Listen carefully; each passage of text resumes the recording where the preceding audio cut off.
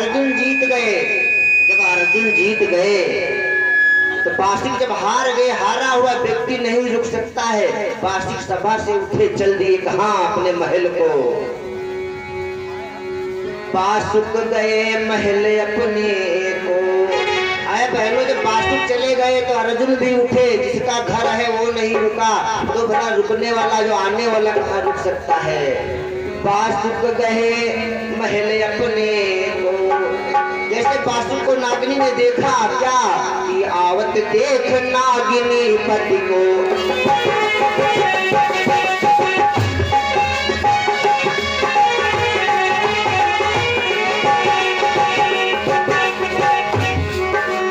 आवत देख नागिनी पति को, औरन पलक नभायो है। आवत देख नागिनी पति को, औरन पलक नभायो है। आवत देख नागिनी पति को, औरन पलक नभायो है। आवत देख नागिनी पति को, औरन पलक नभायो है। चेहरा देख कंठ से बोली, सजन कहाँ दुख पायो है।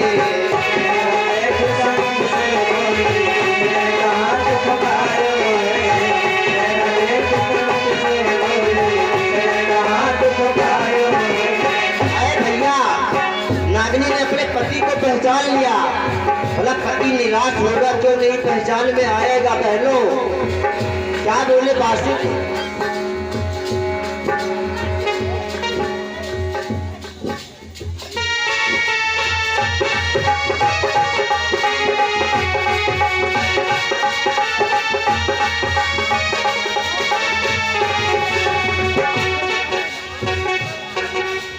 प्रदीप निपुरी से 20-20 रुपए हमें आशीर्वाद सभी लोग, भैया बिटिया लोग 20 रुपए हमें सम्मान स्वरूप दे रही है। माँ शारदे से मेरी प्रार्थना है, माँ बिटिया लोगों को सदैव सद्बुद्धि प्रदान करते रहना। प्रभु सच्चिदानंद भगवान की। तो जैसे बासी गए, नागिनी ने देखा, नागिनी पहचान गई, मेरा स्वामी आज कितना निराश है। क्या बोले बासिक? कहा सुन बासुक मेरी नार, करत की बाजी गयो मैं हार। करत की बाजी गयो मैं सुता जो तेरे जन्मे आए।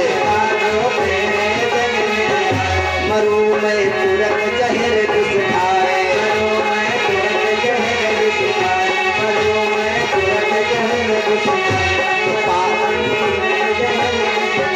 तो पारत जीत गए हैं दादी, हम रही गए खिसियाने।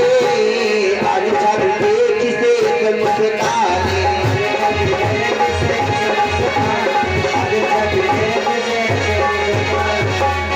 अरे बहनों, जैसे बासिक महल को गए, नागिनी ने अपने पिया को दुखी देखा, पूछने लगी स्वामी इस हालत में। क्या बोले बासिक?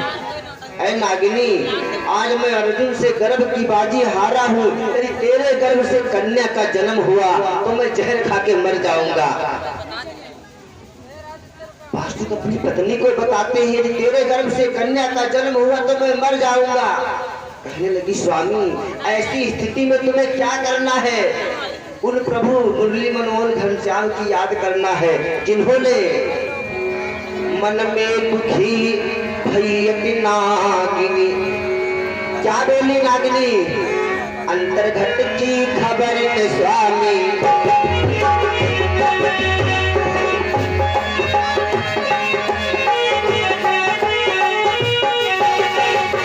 अंतर्घट की खबर स्वामी, कैसे तुम्हें बताऊं मैं। अंतर्घट की खबर स्वामी, कैसे तुम्हें बताऊं मैं। अंतर्घट की खबर स्वामी, कैसे तुम्हें बताऊं मैं। अंतर्घट की खबर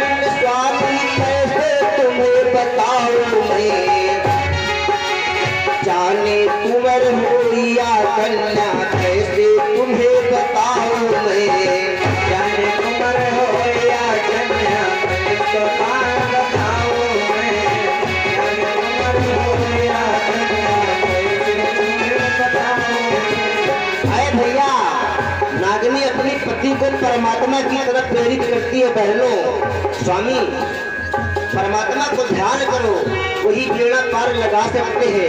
क्या कहती है? ध्यान तुम यदि पर को धारो, ध्यान तुम यदि पर को धारो, करेंगे बाही निस्तारो, करेंगे बाही निस्तारो, मान जिन इंदल को मारो, मान जिन इंदल को मारो, कृष्णक पर गिरवर धारो, कृष्णक पर गिरवर धारो, कृष्णक पर गिरवर धारो। तो सीधे राम कहे जप हरि हरि, सीधे राम कहे जप हरि हरि, लग जाए नाव ठिकाने, अजब देखते कब तारे।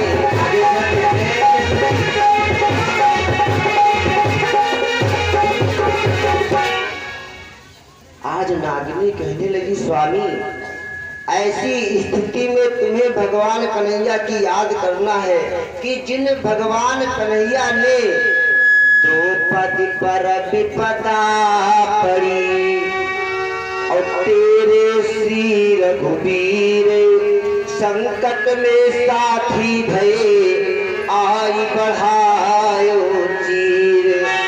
जिस द्रौपदी के ऊपर विपत्ति आई तो भगवान कन्हैया आए, साड़ी को बढ़ा दिया।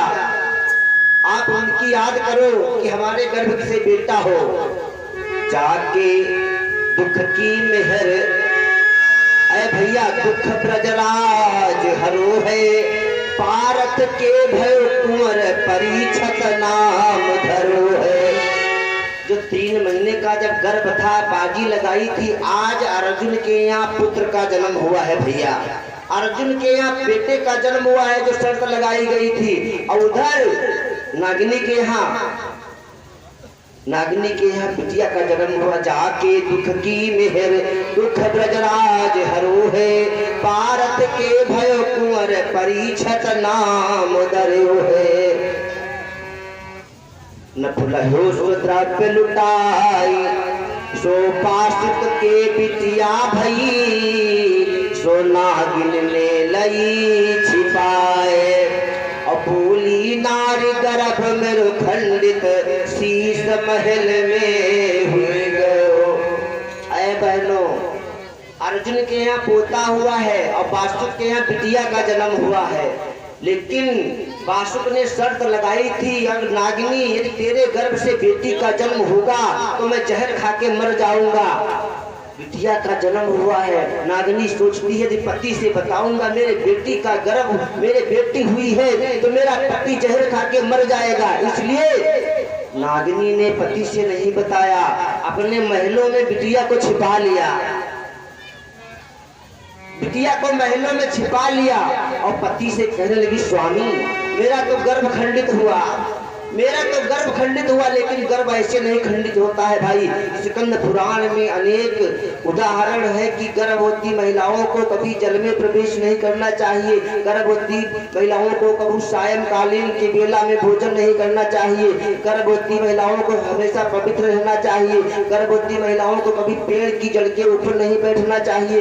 गर्भवती महिलाओं को सबसे पहला नियम है जिस समय गर्भावस्था मालूम पड़े भगवान का अंश है, जहाँ हो वहाँ रह जाए। यदि पिता के घर हो तो पिता में ही रह जाए, पिता के यहाँ, यदि ससुराल में हो तो ससुराल में रह जाए। गर्भ ऐसे नहीं खंडित होता है बहनों।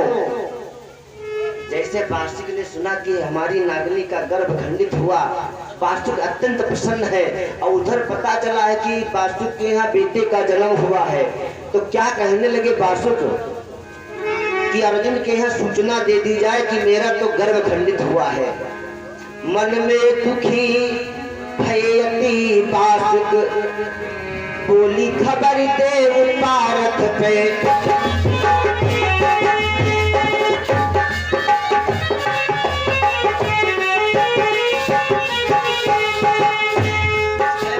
बोली खबर दे पारथ पे, तुरंत मूर्छा आई है। बोले खबर दे पारथ पे, तुरंत मूर्छा आई है। बोले खबर दे पारथ को, तुरंत मूर्छा आई।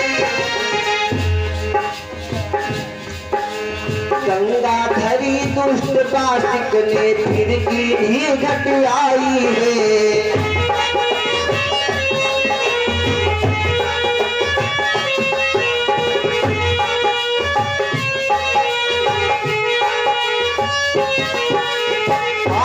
विचार करने लगे, वह बासिक तूने फिर हमारे साथ अत्याचार किया, तू झूठ बोलता है। मांग मेरे चित्त की दुबकाई, अधर्मी बासिक अन्यायी, उसी के बीच बहुत दिन गए, परीक्षित 8 बरस के गए, परीक्षित 8 बरस के भये, तो वैद धन्वंतरि गुरु सदा के विद्या तिलन पढ़ाई, कर कर कपट सुता दुबकाई,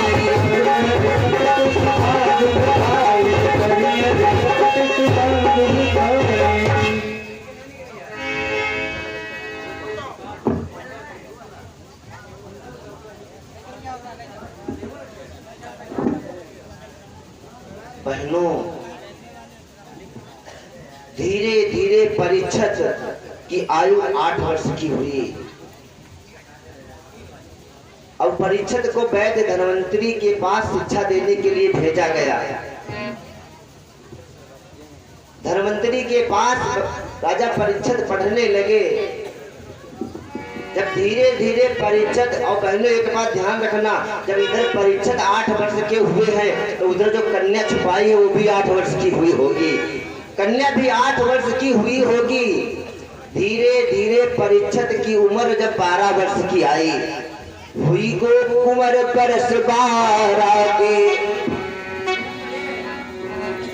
कि अमृत कुआं पिया पारथ के,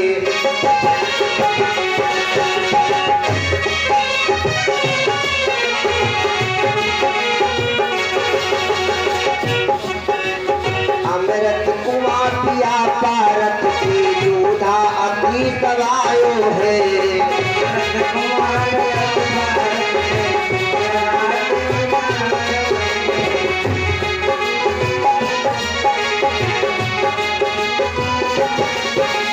पहरेदार हटाए भूप ने अपनों उमर लगायो है, पहरेदार हटाए भूप ने अपना उमर लगायो है, पहरेदार हटाए भूप ने उमर लगायो।